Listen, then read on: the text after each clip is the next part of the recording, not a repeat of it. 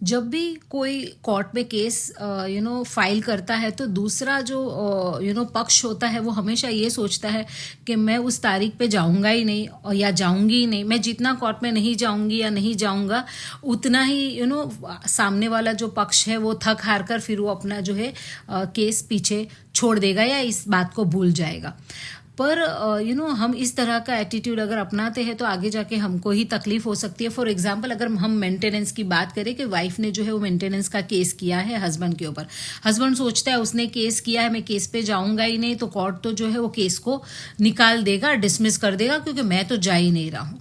पर यह बहुत ही बड़ी गलतफहमी है कि आपके न जाने से केस जो है वो खारिज हो जाएगा। आपके न जाने से आपका खाली पक्ष जो है वो नहीं रखा जाए, वो एक्स पार्टी चल जाएगा, यानी कि आपके बिना उसकी जितनी भी कार्यवाही होनी है वो हो जाएगी और ऑर्डर जो है वो आपके खिलाफ या आपकी फेवर में वो पता नहीं पर ऑर्डर हो जाएगा। तो यहाँ पे बात ये है कि समझो मेंटेनेंस का केस किया है, हम बोलते तारीख पे तारीख लेते जाते कभी ना कभी तो थक हार जाएगी। पर इतना याद रखिए कि मेंटेनेंस की जो एप्लीकेशन होती है, यानी कि वाइफ जो गुजारा भत्ता मांगती है, वो जो है ऐसा नहीं कि ऑर्डर आने की डेट से आपको, क्योंकि कोर्ट ने ऑर्डर किया कि भाई फला फला रुपये आप उनको हर महीने देंगे, वो कोर्ट के ऑर्डर के बाद नहीं पे करने हैं। पर हस्बैंड वाइफ ने जब से वो एप्लीकेशन की है, फॉर एग्जांपल के केस 5 साल चला, राइट, वाइफ ने 5 साल पहले एप्लीकेशन की थी, कोर्ट ने अभी जो है वो ऑर्डर किया है,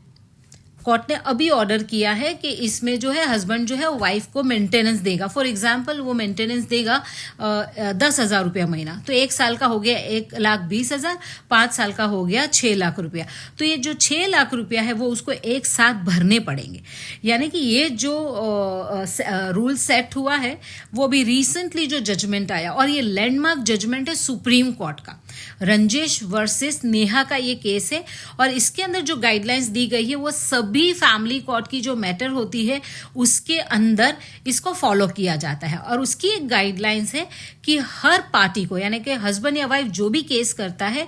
उसको केस के दौरान एक इनकम एफिडेविट फाइल करनी पड़ती है कि जिसके अंदर उसको अपनी इनकम, लायबिलिटीज, एसेट सबको डिस्क्लोज करना पड़ता है। और वो एफिडेविट होती है, यानी कि आप जो कह रहे हो वो कसम खा के कह रहे हो कि इसके अलावा आपके पास कुछ नहीं है, ये जो है आपने इस एफिडेविट में बता दिया गया है। और ये जो एफिडेविट है, इनकम एफिडेविट डिस्क्लोज करने की बात है, वो जो है इस लैंडमार्क जजमेंट के बाद इसको सभी केसेस में मैंडेटरी कर दिया गया है,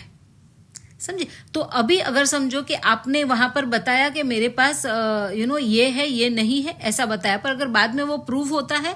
तो कोर्ट जो है वो आप पर भारी फाइन, जुर्माना भी लगा सकती है, या आपका जो केस है वो आपके खिलाफ भी जा सकता है। तो कभी भी हम कोर्ट में केस चलता हो तो हम उसकी जो हियरिंग के दिन हम ना जाए और हम सोचे कि सामने वाला परेशान होता रहेगा। पर यह गलतफहमी ये हो सकता है कि फ्यूचर में हमें ही परेशान होने का हम अपने आप को मौका दे रहे हैं, अपने आप को तैयार कर रहे हैं कि आगे जाके हम अपने आप को ही परेशान करें। तो अगर आपकी हियरिंग है, अगर आप कुछ चीज़ें उसमें निग्लेक्ट कर रहे हैं तो प्लीज़ आप निग्लेक्ट न करें। और अगर मेंटेनेंस की बात है तो मेंटेनेंस की जो एप्लीकेशन है, ये रंजेश वर्सेस नेहा का केस जो